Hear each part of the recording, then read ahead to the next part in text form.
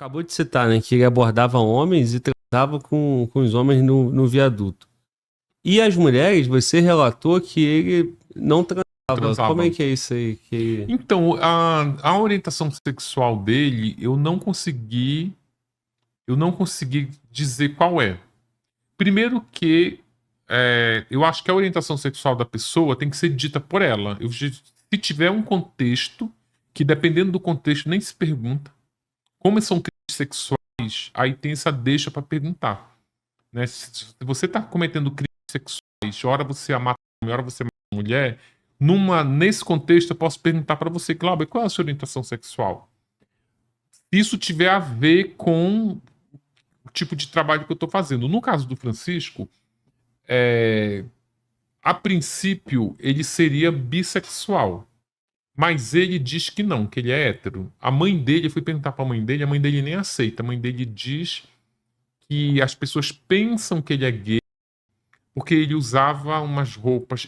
Como ele era patinador profissional, ele tinha o corpo muito bem definido da cintura para baixo. Então ele tinha as pernas bem grossas, ele tinha a bunda bem grande, e aí ele usava umas lycras. Inclusive, ele dava preferência por lycras femininas, porque, segundo ele, modelava melhor o corpo. E aí a mãe dele diz, olha, porque ele usava... E as lycras eram muito coloridas, era cores muito berrantes.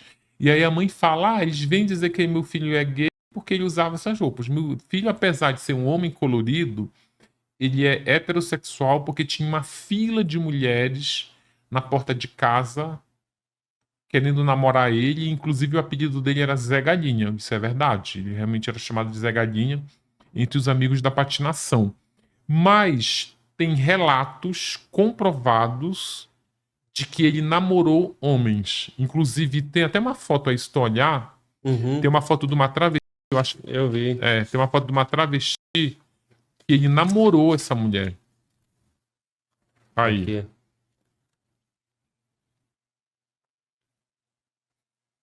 Ele namorou essa mulher. Agora, o cara, ele é hétero. E a travesti contou que nas relações sexuais o Francisco de Assis era passivo, ainda tinha isso. Todas as mulheres, eu não encontrei uma mulher que disse ter mantido uma relação sexual com ele plena. Porque elas consideram a relação sexual plena uma relação com penetração, uma relação que no final ele gosta, elas disseram que não. Algumas mulheres foram pro parque na hora que tirava a roupa achando que ia transar, pegava a roupa delas e vestia. Outras diziam que ele tentava transar, mas não conseguia porque ele tinha uma fimose secundária e essa fimose impedia uma penetração. E outras mulheres contam que chegaram a transar com ele, mas ele usava objetos para penetrar elas.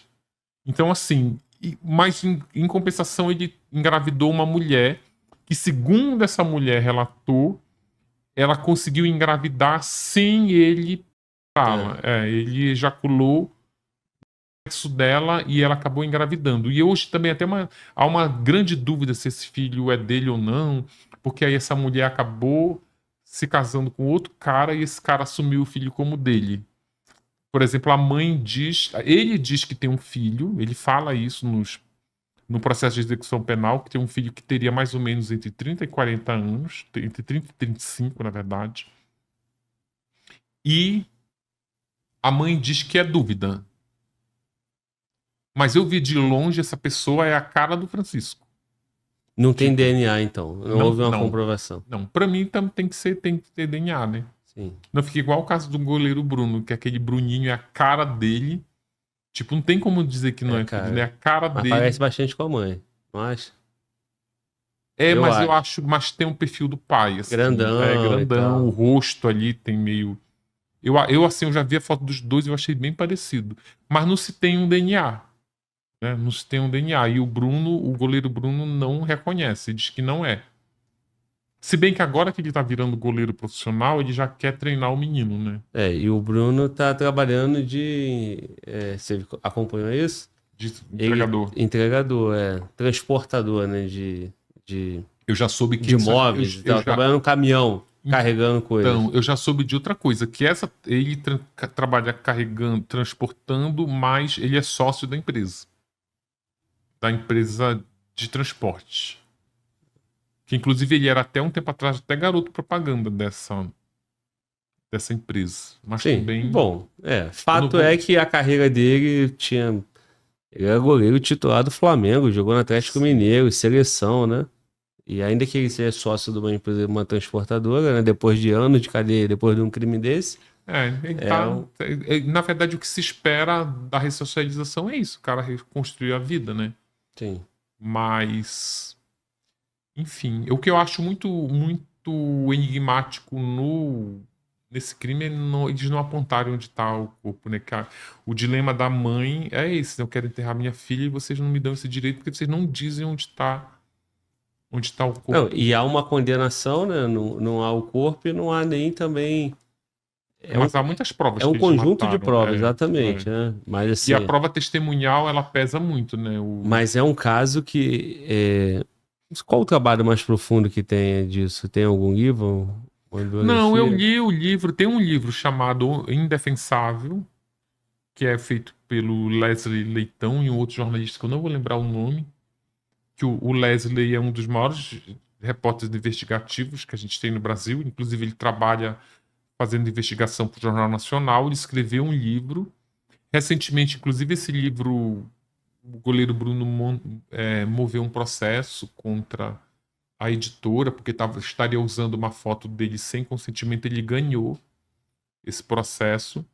Mas não existe dúvida nenhuma de que...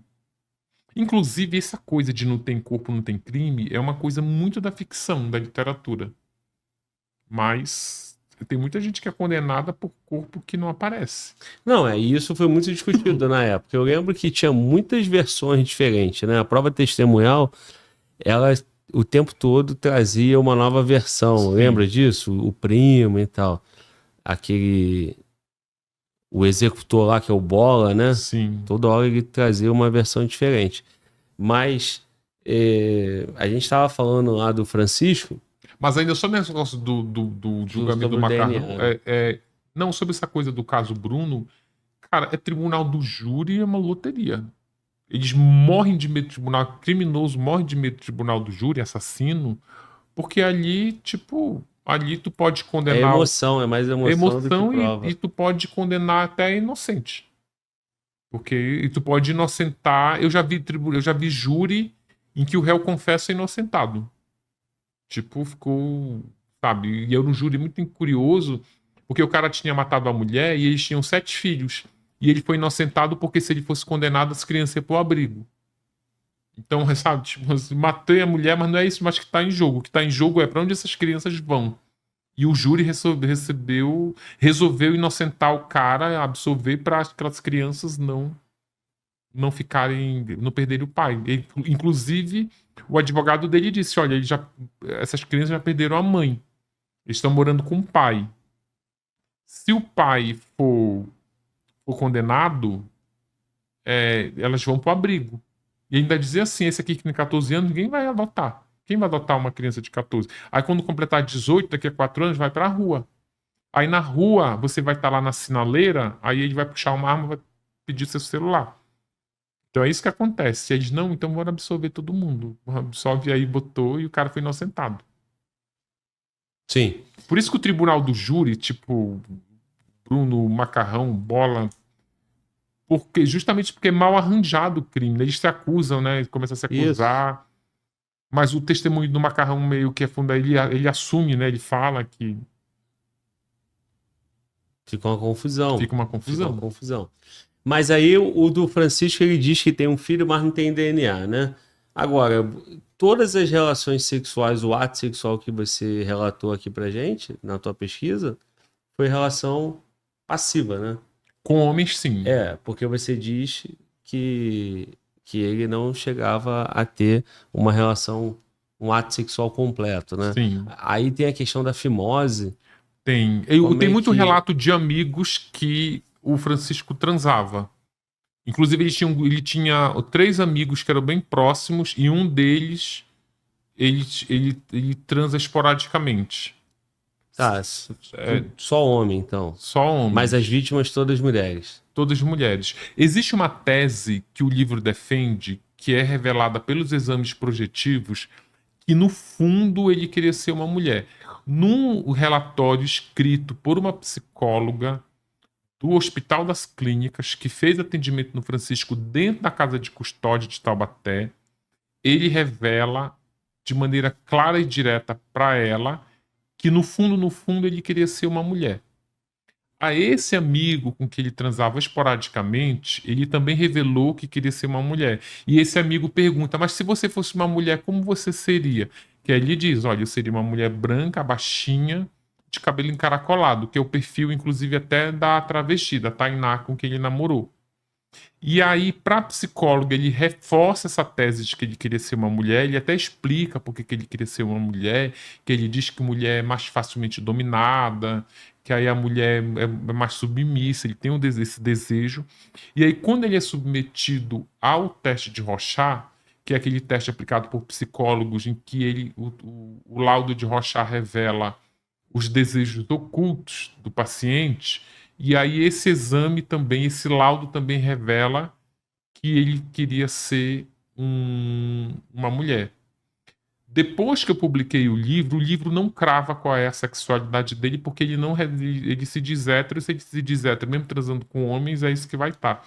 Mas, depois que o livro foi publicado, muitos médicos me procuraram dizendo que o livro traz as características, principalmente os laudos que ele revela, tem muito descrição de laudos, eles dizem que no fundo o que ele deve ser é transexual, que ele seria uma mulher trans, mas aí como nos anos 90 ele não foi submetido a nenhum tipo de tratamento, só foi ter atendimento com psicólogo e com psiquiatra depois que ele foi preso, que se ele tivesse tido antes, inclusive, ele poderia até ter sido evitado essas mortes. E também na época não havia esses tratamentos para fazer a transição de gênero, então ele acabou sendo jogado no limbo que é a cadeia. Mas se a gente colocar uma foto nova que eu passei pro Walter, tem uma foto nova feita dentro da cadeia em que você vai ficar impressionado com a expressão de gênero dele que já está feminina. Não, é uma que ele está essa é como ele está hoje. É uma que ele tá com as pernas cruzadas e a mão no queixo.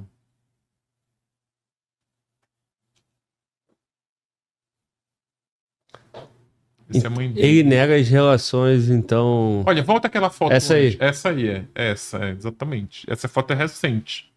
Mas você vê, por exemplo, que já é bem diferente das fotos, inclusive, que tá na capa, né? Onde a expressão dele era mais masculina. Aí ele já tá... Mas ele nega, então, essas relações homossexuais, ele nega. Ele nega. Ele nega tudo, mas também ele negar não quer dizer nada, né? Sim. Porque o cara que mente dizendo que é um olheiro da Avon, Sim, então sim. ele tem essa... Ó, aqui, por exemplo, é no Exército. Aqui você vê que eu na minha pesquisa já mostrava que ele tinha um perfil mais feminino. Não só por conta dessas roupas de lacre muito apertada, dos trejeitos, ele era uma pessoa mais delicada. E aqui no Exército, ele era muito vítima de preconceito, porque ele já tinha uma expressão de gênero muito feminina. E aí no Exército tinha um código que... Inclusive eu entrevistei um desses rapazes, que ele ficava muito incomodado com a presença de gays dentro do Exército, mas eles diziam que tinha um código pré-estabelecido que quem era gay no Exército enrolava a manga, deixava a manga assim dobradinha pro alto. Pô, mas tem um monte, então, porque tem um monte que faz isso aí, pô. Tem com a manga dobrada. No caso dessa foto aqui, eu não tô dizendo que ninguém é gay, tá? Mas tu vê que só tem dois com as mangas dobradas, e por acaso esses dois, eles estão ali, tão diferentes dos outros. Estão mais soltos, Aqui, comparado a esse guerreiro aqui, né? Foi um cara de mal, né? Ele tá com a manga, exatamente. O outro lá, né? Ele tá... Aqui é o Francisco, inclusive, segurando uma faca. Sim. Mas Mas também não quer dizer nada, tu não vai... É isso. aquilo que eu te falei. O foco não é esse, assim. Não, o foco pode... O livro tem um adendo que eu digo, gente, eu preciso falar da sexualidade do Francisco, não é comum porque ele comete crimes sexuais. E a orientação sexual dele está diretamente ligada ao tipo de crime que ele comete. Não é? Então ele tem... A personalidade assassina dele está ligada diretamente à sexualidade dele. Mas isso não é... O fato dele ser gay ou dele ser transexual, que eu não sei te dizer o que ele é, mas o fato dele ser uma coisa ou outra não é elemento suficiente para classificá-lo como... para dizer que ele se tornou esse assassino por isso. Isso é mais um elemento. É um elemento que, inclusive, os psicólogos ressaltam, mas tem... A personalidade dele assassina é criada por uma série de elementos que vêm desde a negligência da família, vem dessa questão da sexualidade dele mal resolvida, vem dessa questão da fimose que não foi tratada, então ele não conseguiu nem ter uma relação para descobrir do que ele gostava. Ele sabia o que ele desejava, mas ele não sabia, por exemplo, o que dava prazer, porque ele não conseguia penetrar porque ele sentia dores. Isso ele relata isso nos exames criminológicos. Então fica uma coisa assim muito complexa. Ao mesmo tempo ele saía com uma travesti que tinha uma expressão de gênero bem feminina, como tu pode olhar na foto, mas na hora do sexo exercia a função de ativo. Sim. Penetrava nele. Então aí fica uma complexidade, fica um emaranhado de coisas. Em resumo disso tudo, a Ana Beatriz Barbosa, que é uma das psiquiatras mais respeitadas nessa área de mente criminosa, eu mandei os laudos para ela dar uma olhada e ela chegou à seguinte conclusão, que o Francisco de Assis, no fundo, queria ser uma mulher, com base lá nos exames de Rorschach. Como ele não conseguia ser esta mulher, que aí vem aquela brecha, aquela vertente, que ele poderia querer se transformar numa mulher, mas não se sabe como, se fosse como, se essa transformação seria se tornar uma travesti, ou uma transexual, ou uma transformista, ou se querer só ter a aparência feminina como uma travesti. E aí, como ele não conseguia ser uma mulher, ele passou a matar as mulheres que na cabeça dele ocupava o lugar que era dele. Já que eu não posso ser você, e você está sendo quem eu sou, eu vou te matar. Essa é a conclusão dela. Ulisses, tem um fato aí do Maníaco do Parque aqui, ó, Francisco de Assis, que talvez as pessoas não tenham muito interesse, mas pelo nosso canal aqui está muito ligado à questão militar, a gente trabalha muito isso. O que tem de relevante da passagem dele no exército ali? Tu falou que ele foi violentado no exército, né? Ele foi violentado. O que dá para tu contar, porque chama a atenção minha, né? Me chama a atenção o fato dele ter uma história no exército, né? E Sim. ainda ele não seguir essa vida aí criminosa, né? O desejo dele de entrar no exército era do pai, por conta de toda essa negligência e tal. Ele tenta entrar no exército em São José do Rio Preto, mas o livro não explica direito como ele conseguiu entrar a segunda vez, porque ele foi rejeitado a primeira vez.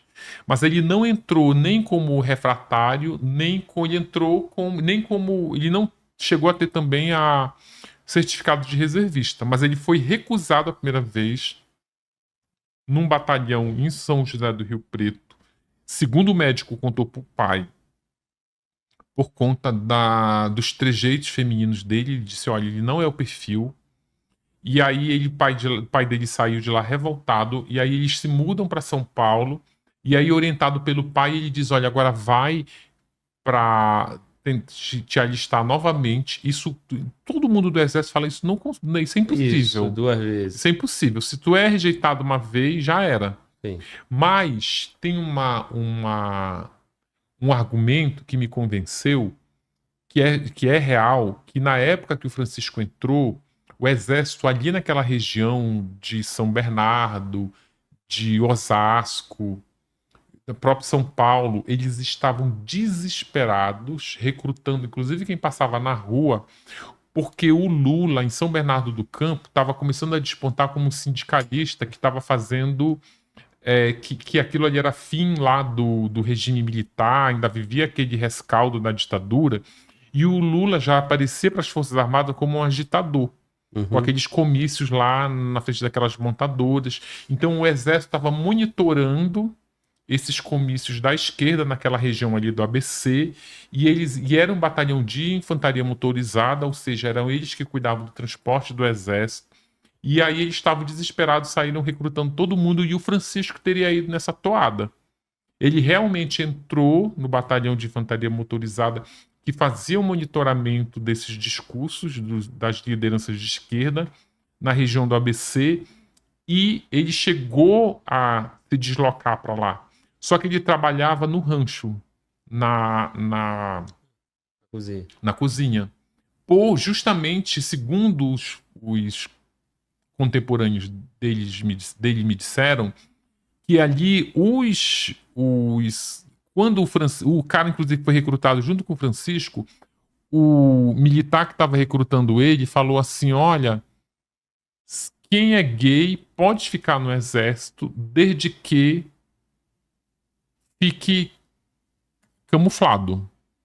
E aí o Francisco e uma outra turminha que ele se identifica ficaram, olha, a gente é gay, vamos nos unir aqui.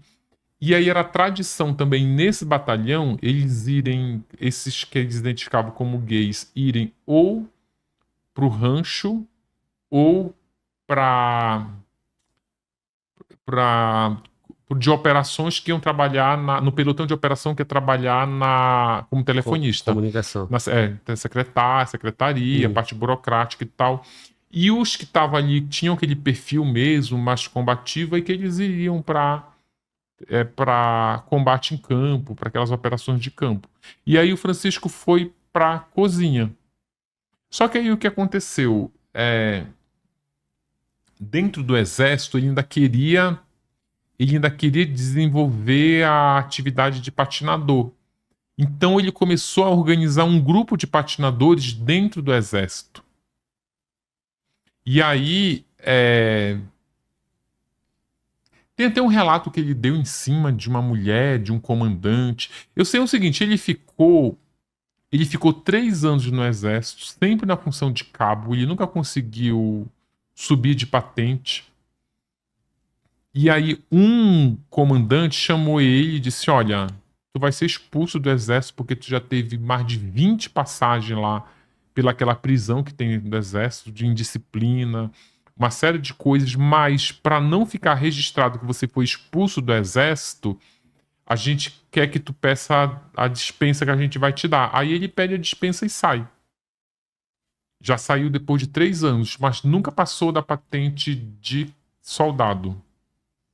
E nada relevante também, Teve um tirando esse estupro fato. coletivo que ele sofreu. Segundo os relatos dos contemporâneos, ele teria entrado num daqueles caminhões lá de deslocamento, que não sei se tu lembra que é aquele caminhão que fica aquele sofá um de frente pro outro, e um dos era um cabo, ficou incomodado porque ele sentou do lado do Francisco e ele achou que o Francisco estava sarrando ele. Ele falou: cara, tipo, fez uma ameaça, o Francisco foi pro outro lado do caminhão, do outro lado daquele banco, e o cara ficou mirando um fuzil para ele. Por conta disso, esse cara organizou uma vingança, juntou uns caras para fazer um estupro coletivo com ele, fizeram uma emboscada e ele acabou sendo estuprado. E essa passagem está relatada nos encontros que ele teve com a psicóloga. Sim. Então ele sempre demonstrou esse jeito, né? Apesar dele, a opção sexual, homossexual, apesar dele não confessar, né? Desde o exército, Ele não confessa. ele tem relatos, né? É. Tem esses relatos. A orientação sexual A dele orientação no livro sexual. ela não é estabelecida. Eu até abro ali um parágrafo num desses capítulos, meio que justificando por que a questão sexual dele tem que ser abordada no livro, mas sem poder cravar. sem dizer o que ele é. Eu faço Você não relatos. conseguiu entrevistar ele, inclusive Eu mandei uma é não carta para ele, autorizada, não né? autorizado. Eu mandei uma carta para ele em Sim. abril do ano passado. Ele respondeu em agosto do ano passado, dizendo que não queria participar, não ia ajudar. Engraçado que no final ele ainda disse assim: boa sorte com o seu projeto, mas não conte comigo. Mas a família dele ajudou muito. Sim. É, Mas eu não acho você também tão ter... importante você definir, botar um rótulo. Que ele pode, cara, pode ser tanta coisa, pode ser uma Não, sexualidade fluida, eu por acho que exemplo, eu que é acho comum que na cadeia. eu acho que não tá definido, deixa até um elemento Eu mais acho, mas é interessante. interessante. Pela forma como ele se comportou, né? E, e isso é bem curioso, Sim, né? eu acho que não definir a sexualidade dele e tu explorar todas essas vertentes de que ele se relacionou com homem. Ele se relacionou com um homem hétero, ele se relacionou, segundo os relatos, né? Por exemplo, tem um rapaz que eu entrevistei que transou 2 vezes com ele, mas ele diz que ele é hétero.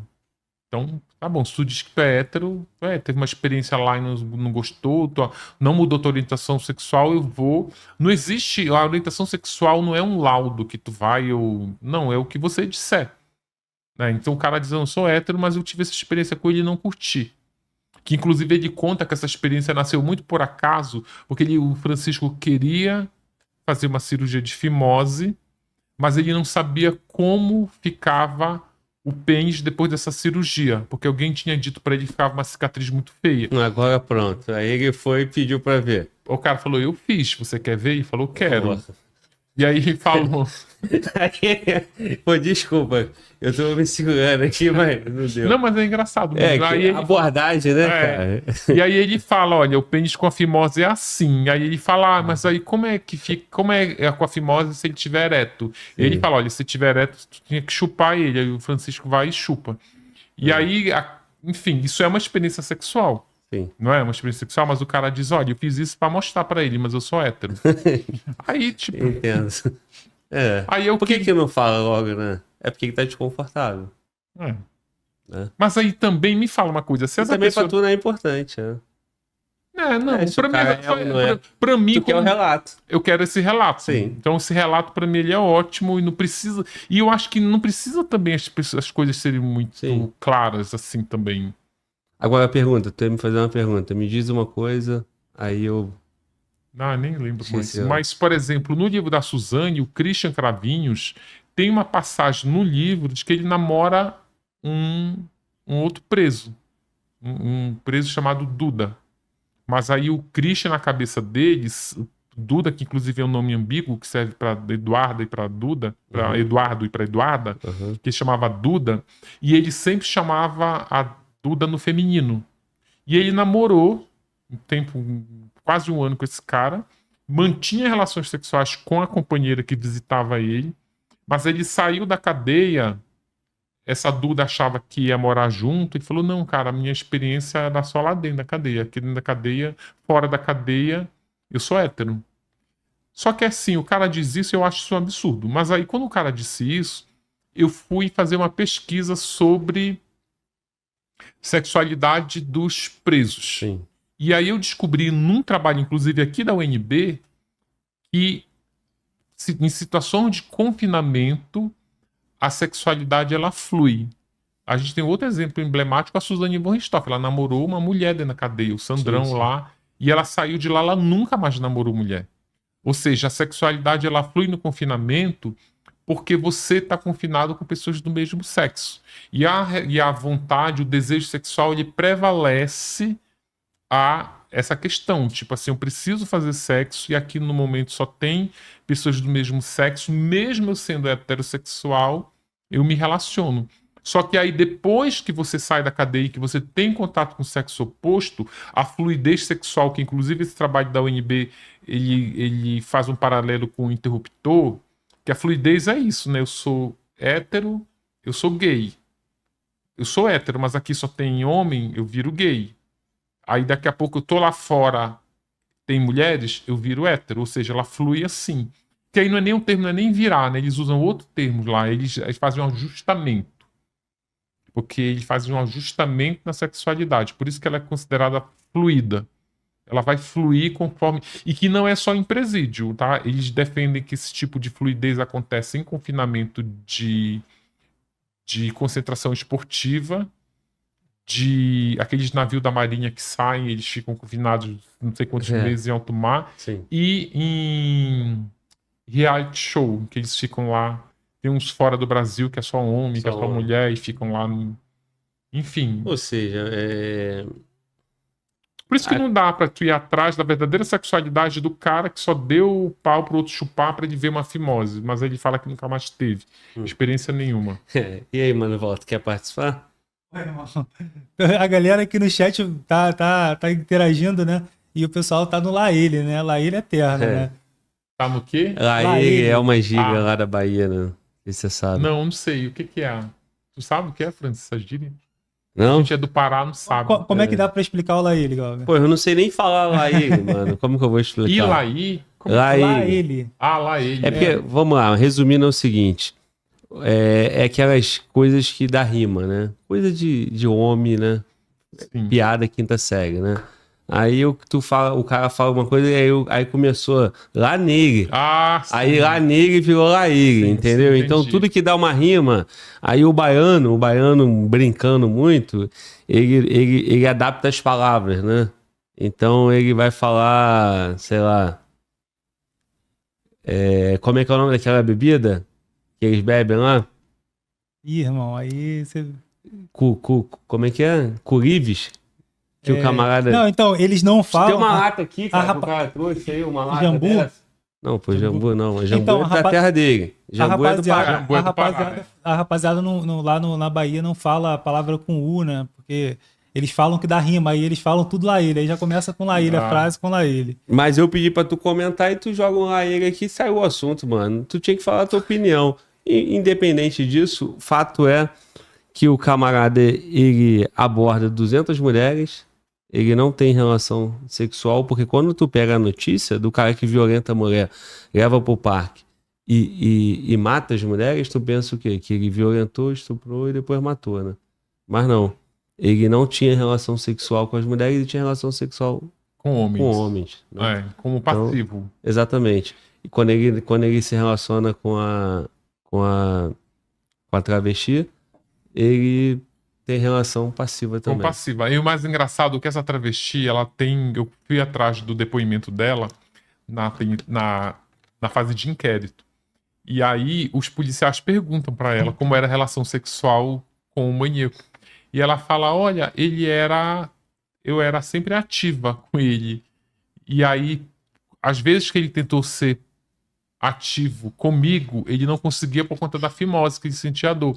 E aí ela fala assim, eu tanto sonhei um dia que eu fosse passiva com ele, mas nunca rolou. Ainda tinha isso. Porra, o cara vira travesti, né? E aí tem que ficar fazendo papel de Mas homem. eu fiz uma matéria, isso é um grande engano, viu? Eu fiz uma matéria em Belém, na década de 90, com travestis, numa área bem central lá de Belém, e todas elas me contaram que elas transavam com homens fazendo papel de ativo. Os homens que procuravam travestis, eles não queriam ser ativos, eles queriam ser penetrados pelas travestis. Sim, mas é garota de programa principalmente. Sim, né? sim, elas estavam se prostituindo. Mas eu digo o seguinte, né? Porra, o cara, ele nasceu no gênero masculino, mudou de sexo, não é? Por identificação feminina. Aí vem um marmanjo pra transar e quer que o cara que ela faça papel de homem, né? Essa discussão é meio complexa, não sei lá. Tipo, eles nascem com sexo, mas vamos sair dessa aí que não é nossa. Só pra te falar que eu não lembrei o nome, a bebida é Pitu. Pitu. Aí lá na Bahia... Pitu é famosa, é uma cachaça. Uma cachaça, Pitu. Que tem um camarão, é um Pitu, né? Aí o baiano, em vez de falar, vamos tomar um Pitu, fala tomar um Pitive. Sim. Por conta dessa piada aí do Laígue, né? Enfim, é isso.